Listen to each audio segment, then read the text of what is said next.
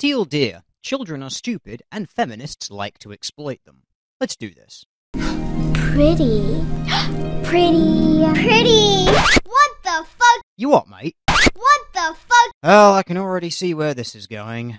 I'm not some pretty fucking helpless princess in distress. I'm pretty fucking powerful. Wouldn't it be ironic if at some point one of these children gets abducted, then we'll really see how powerful they are? And ready for success. And failure, I hope. So what is more offensive? A little girl saying fuck or the fucking unequal and sexist way society treats girls and women? Swearing does not bother me. And you know what else doesn't bother me?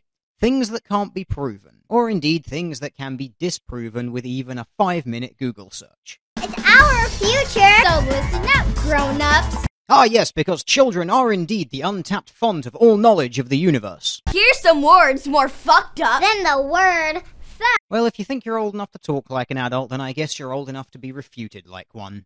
Pay inequality! Women are paid 23% less than men for the exact same fucking work. Actually, women are paid the exact same amount as men, provided they are doing the exact same amount of work. I think once again, you're confusing earning with paying. Generally, men earn more than women because they work longer hours or work in less sociable jobs. Women, on the other hand, tend to take more time off work and generally tend to miss several years in their middle ages due to things like child rearing.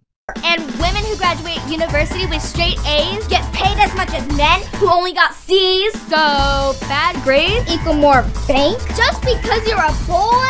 Hello and hell no. Hell no indeed, but I think something that's being overlooked here is the choice of degree. An aeronautical engineer who graduates with a C is probably going to earn more in their life than the woman with the media studies degree who got an A. Pay up, motherfucker! Is that what Mummy says to Daddy when alimony time comes? I shouldn't need a penis to get paid. Then you should consider a career in prostitution. Rape and violence. Fucked up fact.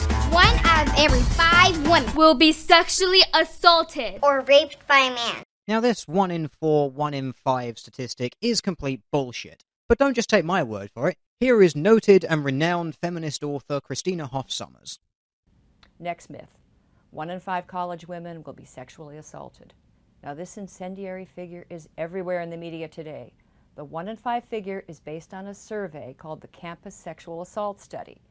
But 2 prominent criminologists have noted fatal flaws. It had a very low response rate, a non-representative sample of respondents, and an overly broad definition of what counts as assault. I mean, it included such things as attempted forced kissing or intimate encounters while intoxicated. Now, defenders of the 1 in 5 figure will reply that the finding has been replicated by other studies, but these studies suffer from the same sorts of flaws. Now, the best study that we have on sexual assault on campus suggests the figures are closer to 1 in 40, not 1 in 4. 1 in 40 is still bad, but apparently not bad enough for the activists. 1, 2, 3, 4, 5. Which one of us will it be? I find it funny that since for the last 2 minutes you've been putting your sass on, you go girl, you now turn to the neotenous look at me I'm so innocent you need to defend me look. And because I can't go for one video without making the lonely guy masturbating alone in his flat joke, I pick number 4. So how many more women have to get knocked down before society stands up and stops it? And this is another claim that can easily be refuted with a 5-minute Google search churning up several studies that show that men are several times more likely in their lifetime to be the victim of assault than a woman. And even in the half dozen or so countries in the world where a woman is more likely to be the victim of homicide than a man, it's only by about 1 or 2%. As opposed to the other way around, where the largest discrepancy is 100% of male victims of homicide opposed to 0% female. Here's a hot tip. Stop telling girls how to dress and start teaching boys not to fucking rape. Rape is a universally abhorred crime. It is pretty much condemned by everyone in the world. However, I don't think it's unreasonable to tell people that dressing sensibly is a clever idea. It is easier to run or fight in flat shoes and unrestricted clothing than anything else. If this weren't the case, then we would see armed forces decking their soldiers out in stilettos and pencil skirts. We're glad a women's right to vote is here! But equality's next step is walking to the car without Maybe feminism should stop telling girls that all men are rapists. Be pretty. So here's the tricky thing. Pretty, it's a compliment. But here's how this focus works to girls' detriment. Of course it does, because being nice to someone is paramount to oppression. Society teaching girls that our bodies, boobs and butts, are more important than our brains leads us to thinking our worth comes from our waistlines. My aspirations in life should not be worrying about the shape of my ass. So fuck focusing on how I look and give me a book. Yes, I distinctly remember back in school when I was studying mathematics and science that all of the girls were instead being given classes in how to braid their hair and paint their toenails. The continued sexism, girls and women's stale face.